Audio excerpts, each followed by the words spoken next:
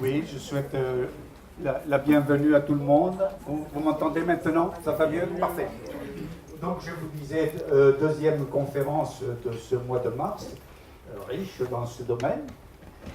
Nous avons eu une très intéressante histoire, celle de Shackleton, bien sûr, et ce soir nous allons retrouver Jean-François Gallo, vicomte de la Pérouse. Nous le connaissons bien, nous, à l'association Salomon particulièrement, pour avoir recherché longuement les traces, les restes de son naufrage, du naufrage de ses navires. Nous le connaissons bien au musée, puisque nous détenons pratiquement toutes les collections, tout le mobilier archéologique qui a été récupéré et que vous pouvez venir admirer lorsque vous le souhaitez. Je dis bien, vous pouvez admirer quand vous le souhaitez. C'est-à-dire, c'est encore plus facile, par exemple, pour les membres du musée qui peuvent venir en permanence. C'est juste un petit appel comme ça. En tout cas, ce soir, c'est Christine Bousquet qui va nous en reparler de Monsieur de la Pérouse. Elle connaît parfaitement le sujet, puisqu'elle a édité un atlas du voyage de la Pérouse. Elle est maître de conférence à l'université de Tours. Et je pense que tous ceux qui sont ici, qui depuis des années se passionnent pour cette histoire, vont encore ce soir apprendre quelque chose de nouveau. J'espère. Voilà. Merci beaucoup.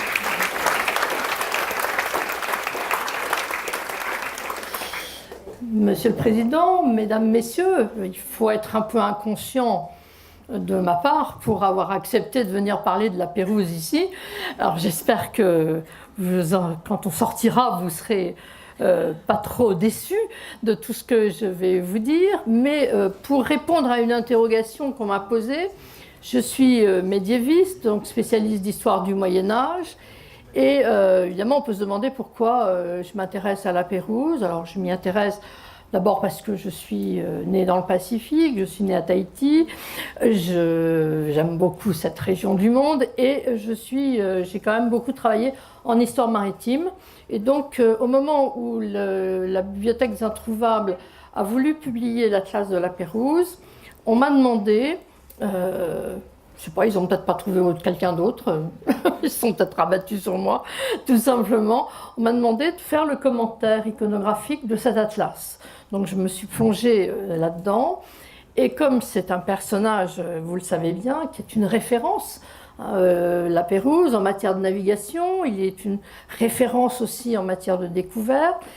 Et c'est grâce à lui que les Français sont revenus sur la scène maritime internationale au XVIIIe siècle. Ils l'avaient un peu négligé, on va le voir.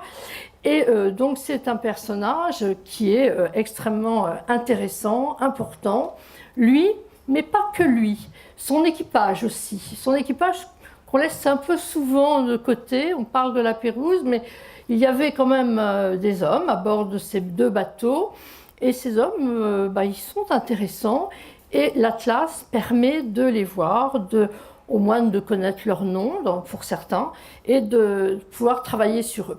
Alors vous le savez très bien, ici, il y a eu beaucoup de missions qui se sont intéressées à la Pérouse. On a cherché à le retrouver, à retrouver les traces de cette expédition. Et parmi les gens de votre association, eh bien, il y a un an, disparaissait monsieur Alain Connan.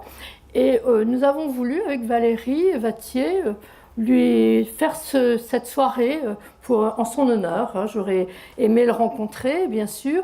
Et donc, voilà, on a choisi de parler de la Pérouse ce soir, d'abord pour lui, tout simplement. Alors, qu'est-ce qu'on sait sur Jean-François de la Pérouse, le comte de la Pérouse? Il est né à Albi. Alors, je vais vous montrer, j'espère que vous allez pouvoir les voir. Il est né à Albi. Vous avez ici une plaque qui le rappelle. Il est né le 23 août 1741. Il est issu d'une famille qui s'est enrichie dans le commerce et qui a acheté une seigneurie, pas très loin. Et donc, par ses achats successifs, elle a accédé à la noblesse. C'est une famille importante, une famille fortunée qui a pignon sur rue à Albi. J'ai mis la ville d'Albi. Et évidemment, on peut se poser la question, c'est comment diable, quelqu'un né à Albi et qui vit à Albi, comment a-t-il eu l'idée un peu étonnante de partir sur les mers? On est quand même loin de la mer. Alors sa rencontre avec le domaine maritime, elle est due à un ami de sa famille qui va le pousser à entrer dans le corps des gardes de la marine en 1756. 1756, et jusqu'à la fin de sa vie, la Pérouse sera tout le temps en mer, sauf 2 ans de sa vie. C'est vraiment un homme qui est tout le temps sur l'eau, donc de 1756 à 1788, 2 années à terre simplement, et il en profitera pour épouser une jeune créole de l'île de France, donc de la Réunion, contre l'avis de son père d'ailleurs, mais il obtiendra finalement l'autorisation paternelle, et peut-être plus important, celle du ministre de la Marine, parce qu'il ne pouvait pas, lui qui était officier de marine, faire n'importe quoi. Alors, qu'est-ce qu'on sait sur sa formation, sur sa première partie de sa vie? Je vous ai résumé ça avec quelques dates, simplement pour vous servir de point de repère. Il a eu une formation maritime, guerrière et exploratoire. Les 3 domaines font partie de sa formation. La première grande partie de sa carrière va s'accomplir en mer d'Amérique. Il va naviguer pendant à peu près 8 ans. Il va embarquer sur un certain nombre de bateaux et le célèbre, par exemple, la Pomone, qui sont des bateaux qui naviguent donc dans cette mer d'Amérique.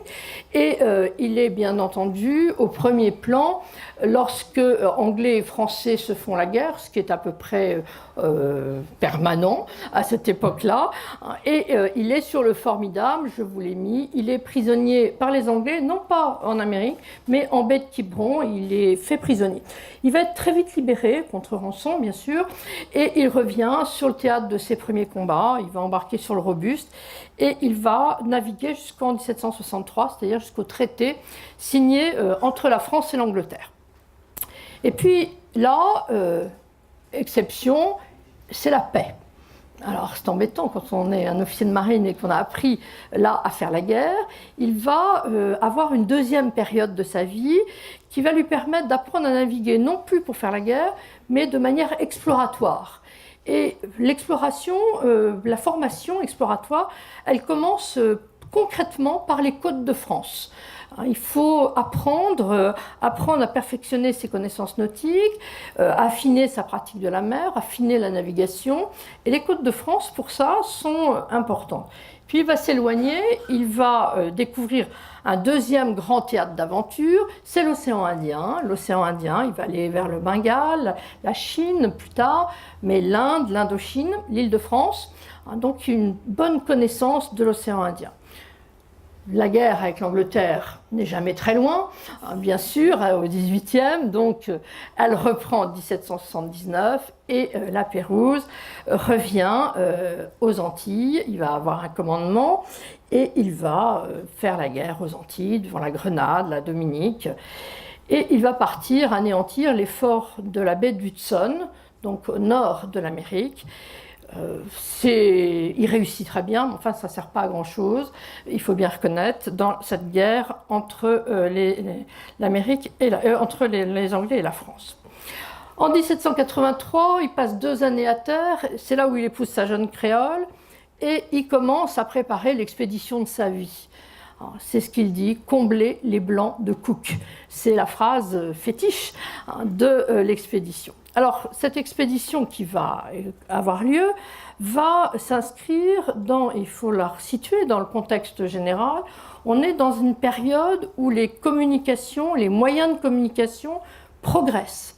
Ça progresse et la concurrence qui est forte entre les marins anglais, les marins espagnols, les marins français est réelle. Mais par-dessus cette concurrence, à l'époque de la Pérouse, il y a l'esprit d'aventure qui s'était un peu tari et qui va revenir. Donc je continue simplement pour l'instant le déroulement de sa vie, puis on reviendra après sur les éléments. Alors voilà, excusez-moi, j'avais oublié de vous montrer la baie d'Hudson. Donc il prend le fort qui ferme la baie, mais tout ça ne débouche pas sur grand-chose parce que si on veut que ça débouche, il faut rester. Il faut manifester la présence française Or, les bateaux français vont être tirés de la baie d'Hudson. Donc, il va obtenir son brevet de lieutenant de vaisseau, qui est évidemment une récompense devant sa conduite au front pendant la guerre. Et vous avez ici ce décret donc, signé par l'amiral de France, le duc de Penthièvre. Alors, vous avez là, je vous ai apporté là, une carte. Je vais en mettre une autre qu'on trouve sur Internet, mais celle-là, je l'aime bien parce qu'elle est numérotée, donc on peut voir les grandes étapes. Alors pour ceux qui sont là, j'ai mis mon ordinateur. L'ordinateur, je ne suis pas sûre que vous puissiez vraiment voir, mais n'hésitez pas à regarder sur l'ordinateur, hein, si vous voulez.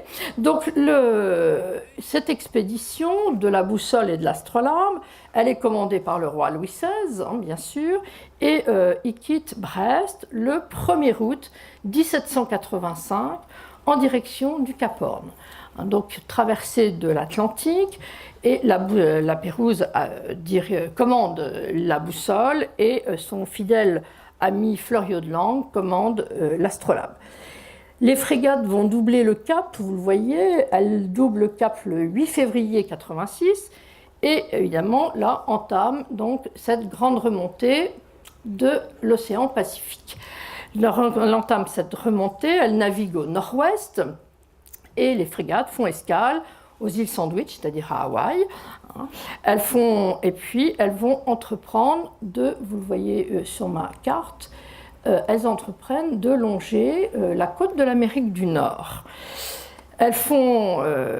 et une fois que cette navigation est faite, ils vont traverser l'océan Pacifique. Ils traversent l'océan Pacifique et là, le but, c'est d'aller à Macao, donc aller en Asie, c'est-à-dire dans des terres espagnoles. Et les frégates françaises, une fois qu'elles sont arrivées là, eh bien, vont entamer la remontée. Là aussi, ce terme n'est pas très bon parce qu'on ne remonte pas, on va vers le nord, mais bon, c'est un terme qu'on utilise quand même quelquefois. Donc elles entament cette longue remontée vers le nord en direction du Kamtchatka, et là c'est quelque chose d'extrêmement important parce qu'au Kamtchatka débarque le jeune Barthélemy de Lesseps. Barthélemy de Lesseps qui avait une mission qui lui avait été confiée, c'était d'assister la Pérouse dans la première partie de l'opération, qui était la vente, le commerce des fourrures, et de revenir rendre compte au roi. Barthélemy de Lesseps avait été choisi parce qu'il parlait russe. Évidemment, quand vous débarquez au Kamtchatka, et l'expédition de Barthélemy de Lesseps, qui est souvent passée un peu à la trappe, est quand même assez extraordinaire. Il est débarqué au Kamtchatka avec tout le journal de bord de la Pérouse, avec toutes les planches de l'Atlas qu'on a pu donc éditer, et le voilà qui traverse toute la Russie. C'est quand même au XVIIIe siècle une aventure importante, et il met du temps. Quand il arrive à Versailles, il est persuadé que la Pérouse est arrivée et qu'il va se faire remonter les bretelles d'avoir mis tant de temps. Évidemment, quand il arrive, il est le premier et le seul à arriver. Donc c'était le jeune vice-consul de Russie, et qui va nous permettre de savoir au moins une grande partie de l'expédition, de connaître cette expédition. Donc les navires vont reprendre la route du sud à travers le Pacifique, et ils vont se diriger vers l'Australie, et la dernière étape connue, c'est celle de Botany Bay, donc ici en Australie. Et là, c'est le dernier courrier de la Pérouse qui part. Je vous rappelle qu'à la fin du XVIIIe, les communications sont meilleures. Donc un dernier courrier part pour la France en janvier 1788.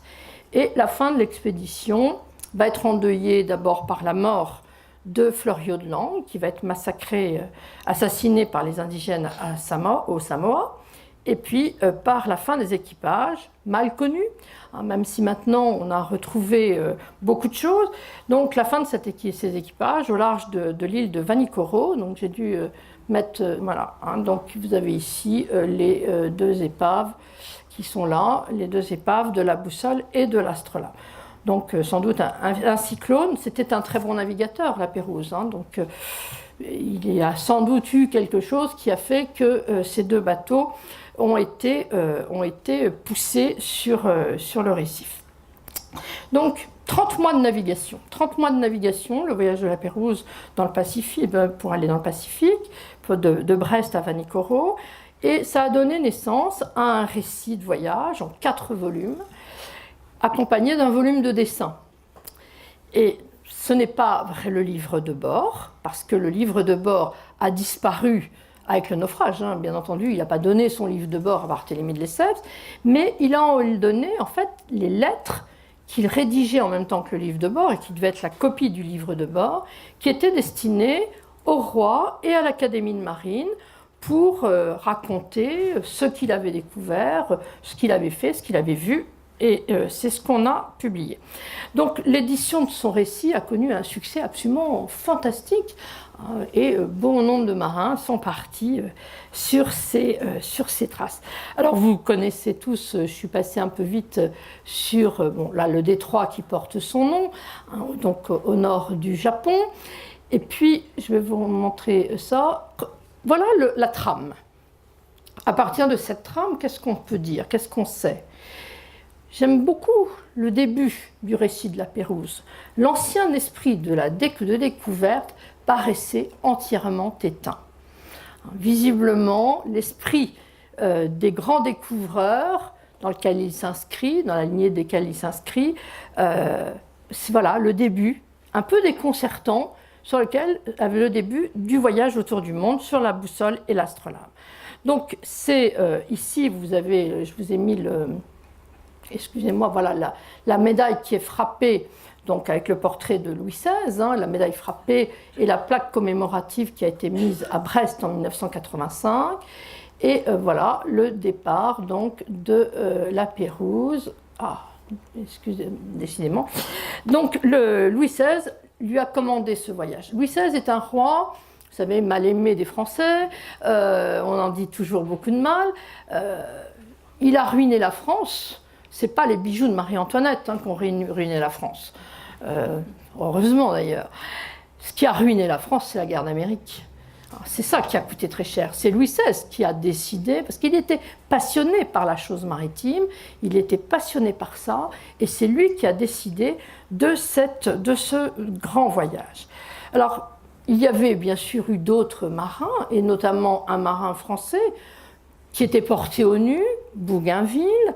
Bougainville, Louis XVI, on lui avait donné 2 ans pour réaliser sa circumnavigation, et là, Louis XVI pense qu'il en faudra 4. Il donne 4 ans à la Pérouse pour faire son voyage.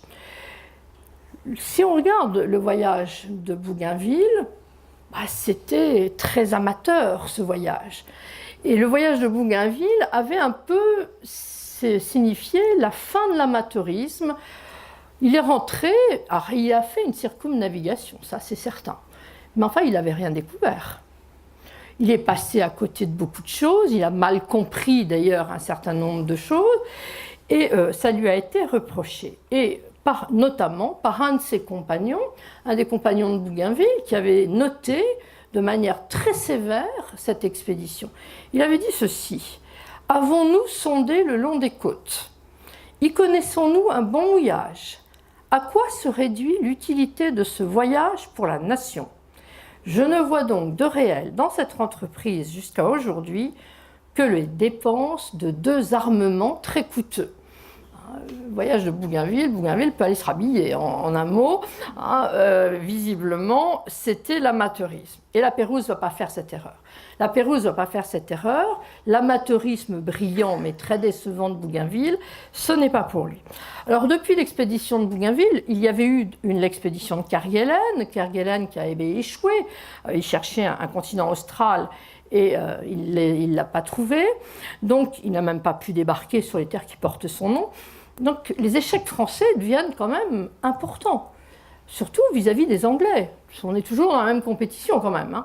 Et par les Anglais, c'est pas n'importe qui, c'était Cook, hein, bien sûr. Alors je vous ai fait là un petit tableau juste pour quelques visages de ces grands précurseurs de la Pérouse. Hein, vous en avez donc Bougainville, Magellan bien sûr le premier, des Espagnols avec Quiros et Mandana, Tasman et bien sûr Cook, Cook qui était le plus important. Donc là j'avais repris le voyage de Bougainville. Et les 3 voyages de Cook qui sont ici, et évidemment le retour des bateaux de Cook en 1780, sans leur capitaine décédé à Hawaï, avait relancé l'intérêt. Le journal de Cook avait été publié en France. Et je rappelle que Louis XVI, qui était en guerre contre les Anglais, avait donné l'ordre à ses capitaines, bien entendu, de faire prisonnier tous ceux qui pouvaient faire, mais on ne touchait pas au bateau de M. Cook. Louis XVI avait donné l'ordre formel de faire ça. Donc ce journal de Cook a été très étudié en France. Louis XVI l'a étudié et la Pérouse va partir donc pour combler les blancs de Cook à travers d'abord l'exploration de la Manche de Tartarie, des côtes occidentales de l'Amérique et la côte du Kamtchatka. Alors c'est vrai que les bateaux français sont plus très opérationnels. Il n'y a pas beau, la marine française, bon, elle avait remporté la victoire éclatante de la baie de la Chesapeake, qui avait permis aux Américains d'être indépendants, enfin, qui avait fait que les Américains pouvaient résister au débarquement anglais. Mais à part ça, il n'y avait pas grand-chose. Donc la Pérouse, il est le porteur d'un programme ambitieux pour la France revenir au premier plan au niveau maritime. Ce n'était pas simplement une expédition. Alors, le récit, donc je vous l'ai dit, a été rapporté par les Lesseps et il est illustré donc par cet atlas tout à fait original qui est déposé au Fort de Vincennes, au service historique de la marine. Et cet atlas a été publié plusieurs fois, mais jamais entièrement. Et on l'a publié entièrement, je ne sais plus très bien en quelle année j'ai fait ça, il y a à peu près 15 ans, hein, je pense que j'ai dû faire publier cet atlas qui n'avait jamais été publié entièrement depuis 1797. Donc on a été assez contents de faire ça. Alors, qui est à bord? Alors, Ah, mais il y a un problème sur ce... Excusez-moi, je suis désolée, j'ai un problème sur ce PowerPoint. Voilà, le voyage de la Pérouse, une des premières éditions de l'Atlas. Alors, il y a des marins professionnels, bien sûr, à bord. Les équipages sont des équipages de marins. Mais il y a aussi des civils dont certains n'avaient jamais navigué. Et ils ont trouvé ça un peu compliqué. Ce sont des savants qui devaient assurer donc le succès scientifique de l'expédition, et on avait embarqué, et on l'oublie toujours, mais la Pérouse avait embarqué une bibliothèque très importante. Il y avait tout un acquis des navigations qui était là. À bord, c'était un CNRS miniature, un centre national de la recherche scientifique, miniature à bord. Vous aviez toutes les grandes disciplines scientifiques qui étaient représentées, les mathématiques et l'astronomie. Alors on avait un mathématicien qui était célèbre, c'était Monge. Monge, mais il a eu le mal de mer, Monge. Il a trouvé que c'était épouvantable, et donc il a débarqué aux Canaries. Il n'est pas allé très loin, aux Canaries, il a dit « Stop, je sors de cet enfer ». Ça lui a sauvé la vie. Il a été incapable de supporter la vie en mer. Le deuxième, un nom intéressant, c'est un astronome, lui aussi, c'est Dagelet. Dagelet, il avait accompagné Kerguelen et dans les mers australes, donc il avait une certaine expérience. Et lui, il était sur la boussole, donc commandé par la Pérouse. Vous avez également, alors que j'avais dû prendre... Oui, une planche, ça c'est les prévôts, l'oncle et le neveu, chacun sur un bateau. Alors eux, ils ont dessiné tous les oiseaux, les plantes. Une chose qu'ils n'ont pas voulu dessiner, ils n'ont jamais voulu dessiner la planche qui est là, c'est la planche des insectes. C'était en dessous de leur dignité. Et donc c'est un autre naturaliste qui va le faire. C'est la Martinière qui va faire la planche des insectes. Mais d'ailleurs, vous le voyez, il y a marqué insectes, mais on ne sait pas d'où. Hein. On sait pas, il n'a pas dit si c'était des insectes asiatiques, américains. On n'en sait rien. Comme les planches n'étaient pas numérotées dans l'ordre chronologique de l'expédition, on ne peut pas savoir où elles ont été faites. Parmi les grands savants, vous avez un botaniste, Dufresne, qui est un naturaliste, qui va, lui, négocier ce pourquoi normalement la Pérouse était partie, c'est-à-dire la vente de fourrure de l'Alaska à Macao. C'était la raison fondamentale du départ. Il y avait comblé les Blancs de Cook, mais d'abord c'était une expédition commerciale et il fallait faire de la vente de fourrure entre l'Alaska et Macao. C'était pas très excitant pour la Pérouse, mais il a obéi aux ordres et il l'a fait. Et donc c'est Dufresne qui était sur l'astrolabe, qui a fait tous ces dessins de botanique. Et il a négocié du coup avec succès cette vente de fourrure, Dufresne, et il a débarqué à Macao. Il a gagné son débarquement pour la France. Lui aussi, il s'en est donc sorti. Alors il y a d'autres noms qui sont importants sur la liste de l'équipage. On a des noms de dessinateurs et un officier de l'astrolabe. Le peintre, d'abord, c'est un des peintres importants, c'est Gaspard Duché de Vancy. Gaspard Duché de Vancy, c'est un homme qui est un peu considéré comme un restaurateur de l'école française néoclassique. Et lui, il s'est spécialisé dans la transcription des rencontres avec les hommes et les femmes des endroits où il va. Donc, il va observer la réalité humaine. Le second, c'est Bernizet. Bernizet, c'est l'adjoint de l'ingénieur en chef sur le bateau. Et c'est lui qui va être chargé de faire les cartes, et les cartes des découvertes. Donc son nom, comme celui de Duché de Vancy, revient un certain nombre de fois sur les planches de l'Atlas. Et puis enfin le dernier, c'est Blondela. Blondela, alors lui c'est un marin, c'est un lieutenant de frégate. Il est aussi sur l'astrolabe.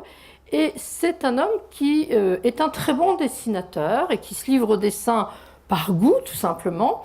Et on a 2 lettres de Fleuriot de Langue, donc son commandant, qui en témoigne en disant « Monsieur Blondela », je crois que j'ai dû mettre le texte après, voilà, « Monsieur officier très patient, très sage et très appliqué, possède très bien son métier de marin, il emploie ses loisirs à lever des plans et à faire des dessins. Alors, ce n'est pas moi qui ai fait une faute, c'est écrit comme ça, très agréable et très curieux. » Donc, voilà un petit peu quelques-uns de ces personnages qui sont à bord et qui, pour certains, sont restés jusqu'au bout et ont péri à Vanikoro.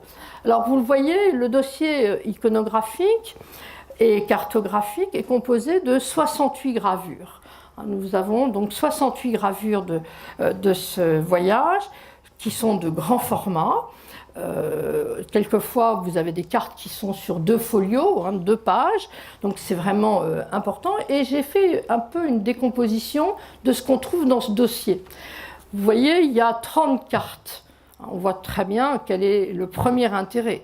30 cartes, on a 15 planches anthropologiques, on a des planches de botanique et d'ornithologie, on a des planches sur les bateaux du Pacifique qui ont intéressé notamment Blondela. Et puis 2 planches un peu particulières, une qui raconte le naufrage de chaloupes en baie des Français, donc en Amérique, et puis la planche sur la mort du capitaine de l'Astrolabe, qui a beaucoup impressionné la Pérouse. J'insiste dessus. Pourquoi? Parce que dans le récit de la Pérouse, on voit très bien la tension. Fleuriot de Langue est tué au Samoa et il raconte dans son texte, finalement la tension qu'il a prise. Quoi faire? Est-ce qu'il se vend? Est-ce qu'il tire sur les gens qui ont tué Fleuriot de Langue? Ou est-ce qu'il considère que de toute manière ça ne le ressuscitera pas? Et c'est une incompréhension et il s'éloigne en ayant l'impression qu'il abandonne, qu'il n'a pas fait ce qu'il devait faire. Mais le premier cas, tirer sur des gens désarmés, ça le rend malade aussi. Et le choix est difficile. On sent qu'il derrière, il y a vraiment une réflexion profonde de la Pérouse, une humanité profonde de ce personnage. et il choisit de partir sans tirer. Donc c'est quelque chose d'important, cette histoire des Samoa. Donc voilà un petit peu ce qu'on trouve dans ce dossier cartographique. Alors dans les planches qu'il a emportées, d'abord dans les planches qu'on connaît, on a d'abord cette planche qui est celle que la Pérouse a emportée.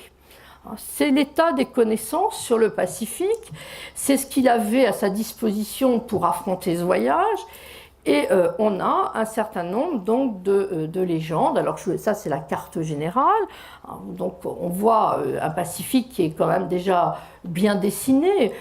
Si vous regardez la carte de l'Australie, on voit quand même qu'il y a déjà, il y a 3 ans, j'ai été venu faire quelque chose sur les cartes, ici, l'élaboration des premières cartes du Pacifique, et donc on voit quand même qu'on a pas mal progressé, et on a bien sûr pris chez Cook ce qui était important. Par exemple, cette carte des îles Sandwich, eh bien, alors je ne sais pas si vous arrivez à le lire, mais je vais... ah oui, alors là je suis obligée de retourner, parce que pour zoomer, je suis obligée de la voir.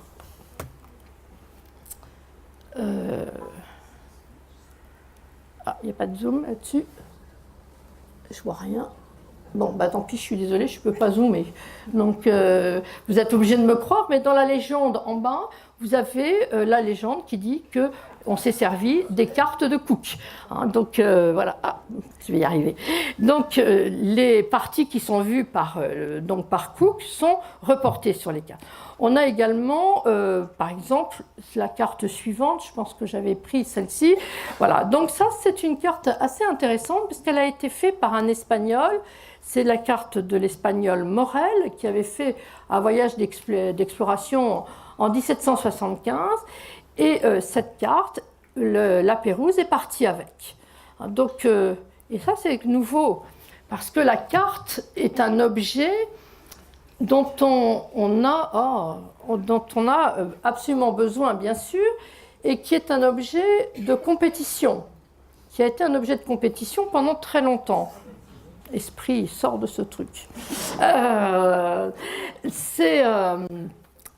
carte, c'était quelque chose qu'on cachait pendant très longtemps, parce que, évidemment, celui qui possédait la carte possédait le monde. Je vous rappelle que les Portugais, quand ils ont fait le tour de l'Afrique, partaient sans carte. Parce que si leur bateau était pris, évidemment, on avait toujours l'intérêt du gain de ce qu'il y avait à bord, mais le gain principal, c'était la carte, parce que ça permettait d'avancer dans l'exploration. Donc là, au XVIIIe, on est sorti de cette idée. On est sorti de cette idée et les cartes circulent. Quand la Pérouse part, il part avec des cartes d'autres explorateurs. C'est devenu, c'est un peu idiot comme formule, mais un peu le patrimoine commun des navigateurs. Donc, vous avez donc cette carte qui avait été faite par les Espagnols, prise par l'amiral en fond, un amiral anglais, bien sûr, en 1748, et que la Pérouse a pu prendre. Donc, vous avez sur ces cartes des itinéraires que vous voyez ici. Donc là, on voit un itinéraire. Donc c'est ce que la Pérouse a emporté. En fait, il y a eu un énorme travail cartographique qui a été fait en Occident.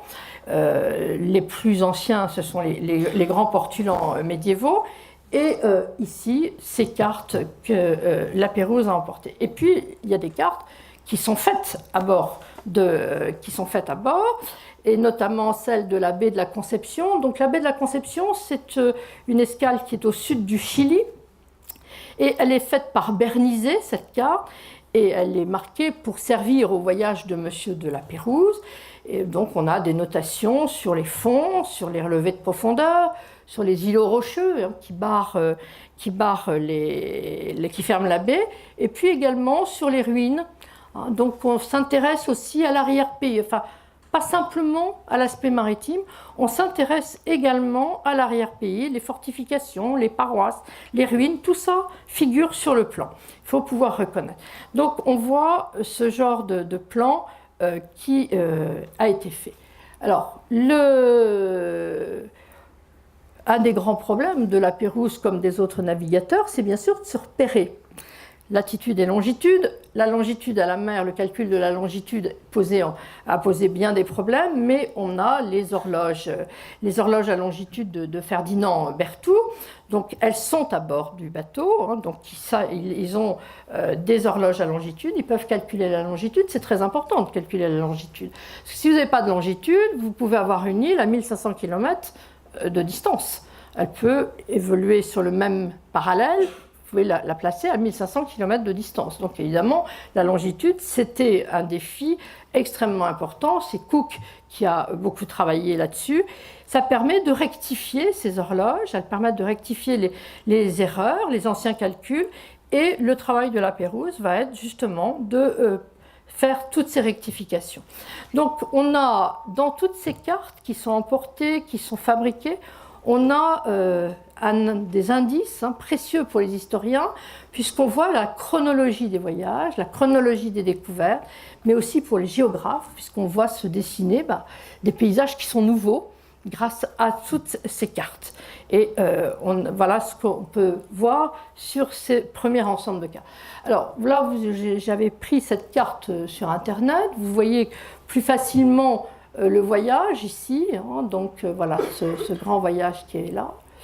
Là j'ai perdu, je ne vois plus, voilà. Et puis on voit le voyage que je vous ai montré tout à l'heure. Donc les cartes des plans et les cartes des découvertes, alors j'en ai pris une ou deux. Vous avez ici le plan de l'île de Pâques, mais ce n'est pas celui-là qui est le plus intéressant. Non, tant pis, je vais avancer parce que sinon je vois l'heure qui tourne. Donc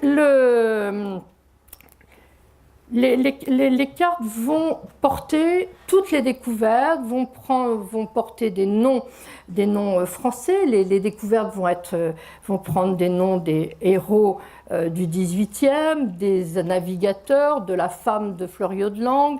Ils vont choisir un petit peu tous les gens importants pour prendre tous les noms. Donc généralement, la Pérouse donne le nom de la baie où il a débarqué, il donne le nom de l'officier qui a mis pied à terre en premier. Donc, par exemple, la baie de Langue, le Cap Clonard, les îles de Kérouar, l'île d'Agelé, on voit bien, c'est d'Agelé qui est descendu le premier. Il va y avoir une certaine compétition, d'ailleurs, à bord pour pouvoir être le premier, pour donner son nom, bien entendu. Le deuxième grand groupe qui a intéressé les hommes à bord, ce sont les bateaux du Pacifique. Les bateaux du Pacifique, on a un certain nombre de planches, nous sommes à bord nous avons des marins, et donc on a des dessins de bateaux qui croisent dans l'océan Pacifique et qui sont destinés, ces dessins, à raconter ce qu'on a vu, mais aussi, sûrement, à informer les navigateurs de ce qu'ils peuvent rencontrer en mer. Donc on a beaucoup de folios, les folios 57 à 62, peu importe les numéros. Alors c'est Blondet-là, le lieutenant de vaisseau, qui est un marin, qui donc s'intéresse à ces navires, qui va les dessiner. Alors on a des pirogues, alors là je vais vous montrer l'ensemble. Vous avez des pirogues, vous avez des bateaux japonais qui sont sous voile ici. Ce sont des bateaux de haute mer et vous voyez, ce sont des bateaux qui sont représentés de face et de profil. C'est une manière de mettre en valeur leur qualité nautique, bien entendu, et c'est ce que fait Blondet là. Alors, le bateau qui était là, c'est le bateau du port français en Amérique qui sont là. Non, c'est pas ça, je vois pas, excusez-moi, je vois pas. Si, c'est ça. Donc, les bateaux de port français sont plutôt des pirogues de débarquement ici. Vous avez les bateaux de Manille, les bateaux de pêche de Manille, et puis les pirogues des Orochi et des Beaches qui sont chargés de passagers. Donc, on voit l'ensemble de ces bateaux. Et les bateaux de Formose, je ne sais pas si je les ai pris, oui, les bateaux de Formose, c'est celui qui est en bas, qui est en dessous, et qui, vous voyez, sont capables d'affronter une mer qui est déjà formée. Ce n'est pas une mer plate, c'est une mer formée, et le lieutenant Blondet-là donc s'intéresse à toutes ces capacités de navigation. Alors, il a fait un autre dessin, Blondet-là, qui est celui-ci que vous connaissez sûrement parce qu'on le voit absolument partout quand on parle de la Pérouse. C'est la vue du mouillage des frégates françaises à l'île de Maui, donc à Hawaï. Ça ressemble beaucoup à un dessin de l'expédition de Cook, d'ailleurs, c'est presque le même dessin.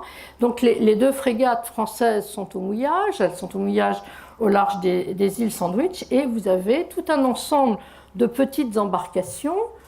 Là, vous en avez là, je vois pas très bien de là où je suis. Donc, des embarcations de taille variable, remplies d'indigènes qui sont attirés par ces bateaux étrangers. Vous avez une maîtrise des mers qui est établie ici, dans cette image. Elle est intéressante pour ça. Elle est tranquillement établie, sans hostilité, mais elle est établie. Vous avez deux grands bateaux et puis tout un ensemble de petits bateaux qui montrent qu'on est dans un pays de marins. Et la Pérouse, dans son texte, le dit en disant « Les Indiens, c'est le nom générique, les Indiens s'empressèrent de venir à bord dans leur pirogue pour commercer avec nous. » Ils rappellent que nous sommes bien dans un endroit de marins. Alors il y a une infortune de mer qui est mise en image, c'est le naufrage des chaloupes. Les chaloupes qui sont parties sonder les fonds du port français vont faire naufrage et 21 marins vont périr à cet endroit-là. Ce sont des Biscayennes qui sont entraînées par le courant, c'est un passage dangereux. Et vous voyez qu'on a un contraste entre la mer un peu d'huile qui est derrière, et puis donc là où sont mouillées les frégates, donc ici, vous avez les deux frégates qui sont là, et puis ce passage où les marins, les bateaux, les chaloupes sont déjà brisés et les marins sont jetés sur les rochers.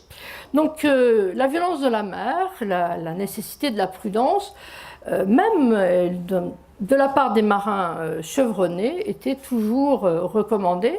Et celui qui commandait les canots, qui était M. Descure, était un grand marin, mais malgré tout, cette réalité, 21 marins sont morts à cet endroit-là. Cette image, elle avait un but très pédagogique. Elle a été dessinée à Paris, elle a été dessinée par Nicolas Marie Ozanne. Donc, c'est un homme qui est mort en 1811, qui était un peintre et un graveur de la marine. Il l'a redessiné, il était attaché au bureau des géographes de Brest et il était chargé d'instruire les princes royaux dans le génie maritime et leur rappeler que la mer était dangereuse et qu'il fallait faire attention et que malgré tout le talent des hommes, c'est la mer qui commande. Donc cette image, elle est importante et elle a été, alors je ne sais plus si je l'ai gardée, elle a été refaite plusieurs fois. Donc voilà la même thématique que vous avez ici. Donc la trame de l'Atlas, c'est normal, ce sont des images de la mer, des images de mer. Mais la Terre intéresse aussi l'exploration de la Pérouse. Alors, les images de la Terre, des rencontres sont assez différentes et il y en a quand même beaucoup. Alors cette image a été faite comme pratiquement toutes celles qui concernent l'univers humain. Elle a été faite par Duché de Vancy et ce qui attire l'attention dans l'Atlas, c'est d'abord le thème de la rencontre. Le thème de la rencontre. Le deuxième thème, ce sera la vie quotidienne des populations qu'on va retrouver. Et puis, une troisième manière de donner vie à ces populations sera une galerie de portraits presque anthropométriques des hommes et des femmes lointains que l'expédition découvre. Donc là, j'ai choisi une des scènes de rencontre entre les marins et les indigènes. Et vous voyez que là, les marins ont débarqué et ils se mêlent à la population plus locale. Vous avez un marin qui discute ici, je crois. Vous l'avez ici, il discute donc avec une femme indigène qui est là. Et d'ailleurs, c'est la présence de cette femme est le seul élément exotique de ce dessin. Si vous regardez bien, c'est le seul élément d'exotisme. Les autres personnages qui sont de face sont clairement des Européens. On a également une scène de rencontre que j'ai prise, c'est la scène qui montre les costumes des habitants de la baie de l'Angle. Donc vous avez 5 marins européens sur cette image qui discutent avec les habitants qui sont regroupés autour de leur pirogue. Et on a un certain nombre de différences entre ces deux groupes, hein, bien sûr. L'habillement qui différencie les Européens des hommes du cru. La taille des Européens est un petit peu supérieure, un peu plus grand. En tout cas, le port du bicorne fait qu'ils sont plus grands. C'est peut-être plus intelligemment fait. Ça permet de dominer, mais sans exagérer quand même. Hein. Il n'y a pas d'exagération dans en fait, le côté très humaniste de la Pérouse transparaît aussi chez son dessinateur. Il n'y a pas d'hostilité, il n'y a pas de méfiance. Vous avez des armes qui sont visibles, ce sont les lances qui sont là, qui sont portées par les deux gardes chinois. Les marins ne portent pas d'armes, en tout cas pas de manière ostentatoire. Et c'est une rencontre plutôt pacifique. Alors, très souvent dans l'Atlas, la rencontre n'est pas forcément la scène centrale. Et ce qui est assez intéressant, c'est que dans cet Atlas, on a des scènes, et puis dans un coin, un petit coin, on a un ou deux bateaux, les frégates françaises. Comme si tout était vu à travers le prisme de la frégate, et on rappelle toujours l'importance de la frégate. Alors ici, on a cette scène tout à fait extraordinaire ça c'est Blondella qui a fait le dessin, hein, qui la vue de Saint-Pierre et Saint-Paul au Kamtchatka, donc en Russie, et la famille qui est au premier plan, eh bien, elle est vue finalement depuis les frégates qui sont au loin. Et on a toujours ces petites frégates comme jetées dans un coin. Et ça, c'est une reprise, et c'est d'ailleurs assez intéressant, parce que c'est une reprise des manuscrits du Moyen-Âge. Dans les manuscrits du Moyen-Âge, par exemple les manuscrits de Polo, sur lesquels j'avais beaucoup travaillé, eh bien, on se rend compte que lorsque l'enlumineur veut montrer l'exotisme, veut montrer quelque chose, et pour lui donner de la véracité et du poids, il y a toujours le petit bateau européen, même si Marco Polo n'était pas en bateau d'ailleurs, il y a un petit bateau pour donner du poids à ce qu'on montre. Et là, vous avez exactement le même système. Donc, on a cette représentation de la terre ferme pour Saint-Pierre et Saint-Paul du Kamtchatka. C'est un abri naturel qui semble enthousiasmer son commandant d'ailleurs.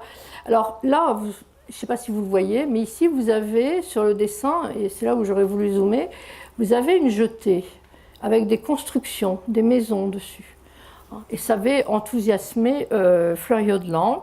Donc il note dans son dessin l'édification de ce port artificiel, la jetée qui abrite le port, qui est couverte de maisons, les personnages qui sont là. Donc ça l'intéresse, et tout l'intéresse, et il note tout ça. Le deuxième grand thème que l'on voit, ça, c'est les costumes des habitants de la Conception. Oui, je vais peut-être passer, c'est moi voilà, les costumes féminins. Alors, on peut revenir sur celui de la Conception. On a ici des jupes relevées à mi-mollet, les grandes nattes dans le dos.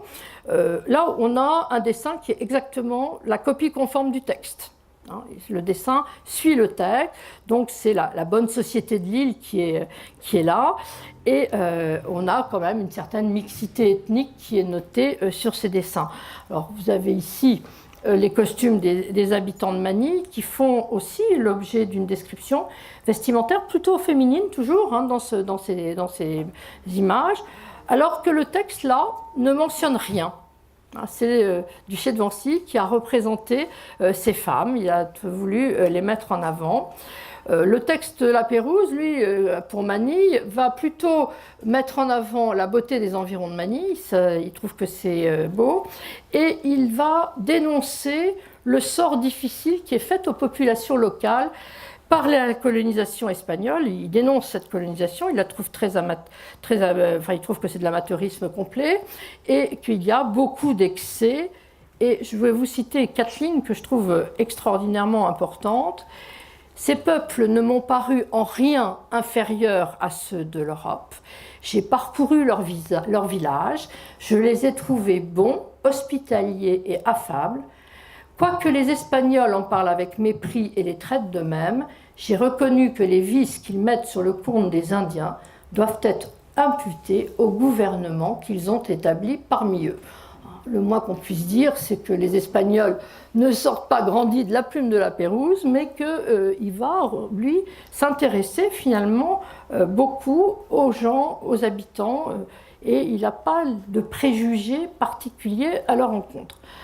Alors voilà une autre représentation de la vie quotidienne. Là aussi, c'est Duché de Vancy et peut-être Blondela. On ne sait pas très bien, les deux ont dû travailler ensemble sur les costumes des habitants de la baie de Castres. En fait, le costume des habitants, c'est plutôt un tableau d'atmosphère que vous voyez là. C'est la cohabitation, c'est une vie familiale, un peu renfermée sur elle-même. Il n'y a pas beaucoup de sorties. Les denrées alimentaires à base de poissons fument au centre de la pièce. Et d'ailleurs, la Pérouse avait noté que nos sens étaient révoltés par l'odeur fétide de ce saumon dont les maisons ainsi que leurs environs se trouvaient remplis.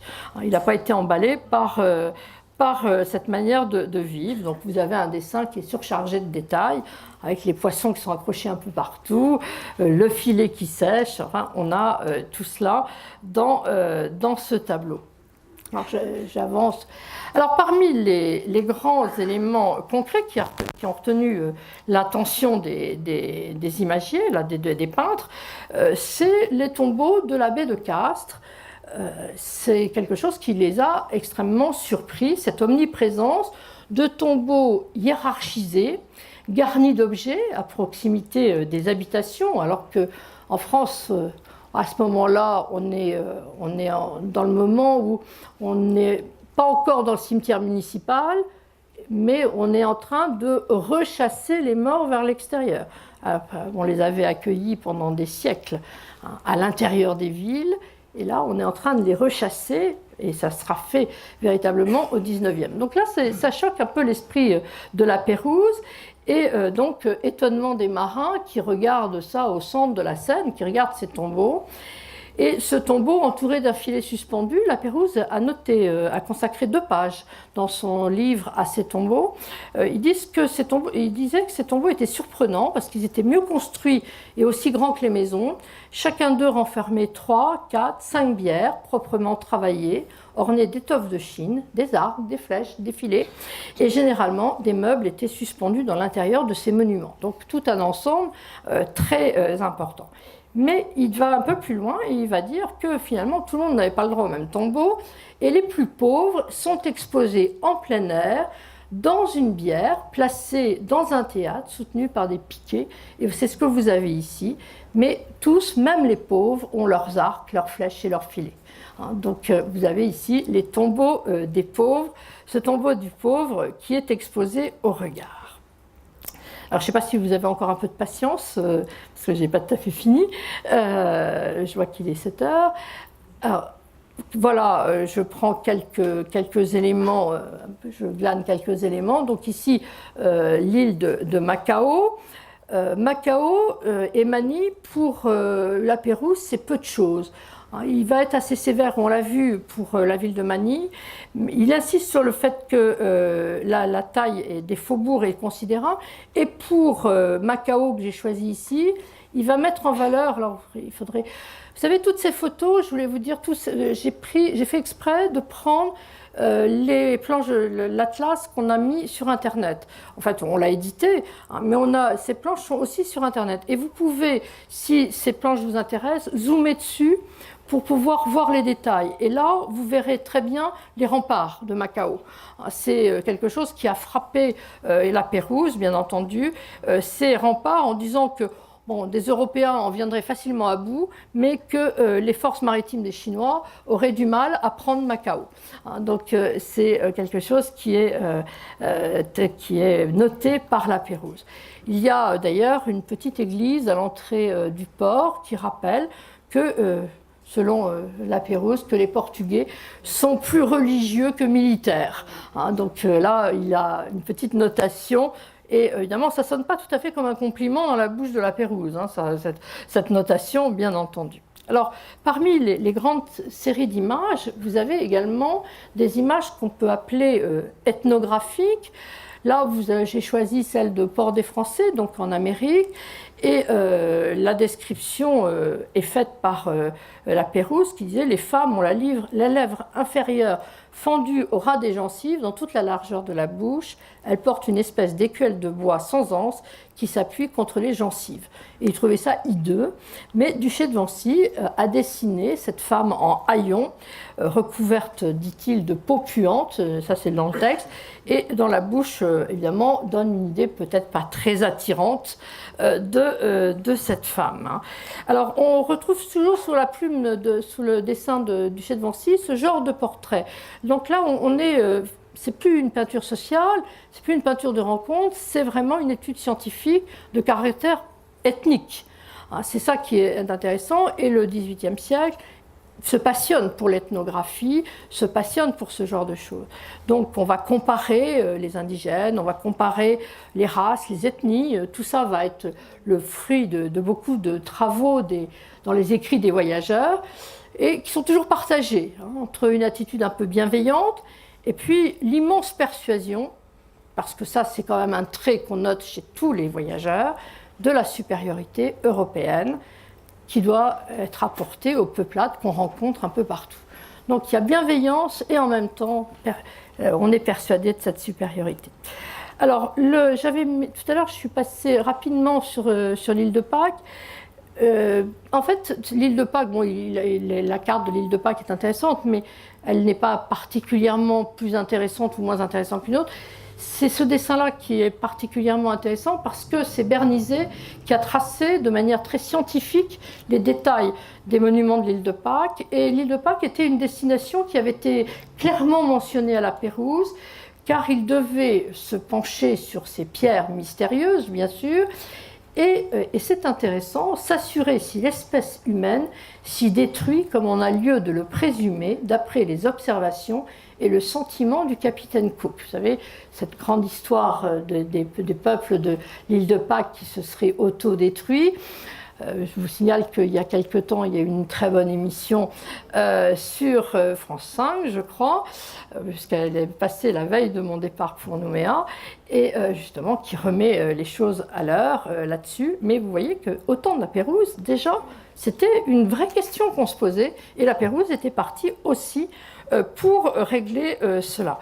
Donc c'est pas du tout un dessin d'agrément, c'est un travail scientifique, et on a l'autre planche qui est, que je n'ai pas prise, pardon, sur les monuments de l'île de Pâques, tout simplement où on voit Duché de Vancy en train de dessiner, hein, il est en train de dessiner tout simplement les dessins, les monuments. Alors la dernière chose, c'est bien sûr le danger. Le danger de l'exploration. Le danger, toute exploration s'accompagne de périls, et de peurs plus ou moins conscientes, plus ou moins justifiées. Et la Pérouse et ses équipages ont bravé un certain nombre de dangers. Il y a des hommes qui sont plus ou moins inhospitaliers, hostiles quelquefois, des côtes qui sont difficiles, et évidemment, il y a donc cette fameuse scène du massacre de M. de Langle, donc son ami et commandant de l'Astrolabe, massacre douloureux du commandant de l'Astrolabe, de 11 de ses hommes, qui ont débarqué pour faire de l'eau, hein, tout simplement sur l'île de Maouma. Et ça a été une très grande épreuve pour le navigateur. Je vous ai raconté tout à l'heure le débat qui a agité la Pérouse. Cette scène, elle est un peu prémonitoire de ce qui va se passer, sans doute pour les marins de la Boussole et de l'Astrolabe à Vanikoro.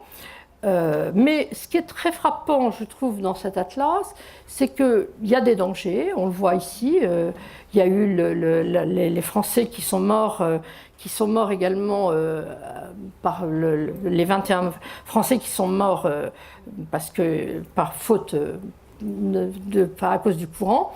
mais c'est librement accepté. Hein. Dans toute l'Atlas, il y a pas on ne larmoie pas sur ce genre de choses. Alors la dernière grande série que je vais vous montrer rapidement, c'est la botanique, la faune et la flore.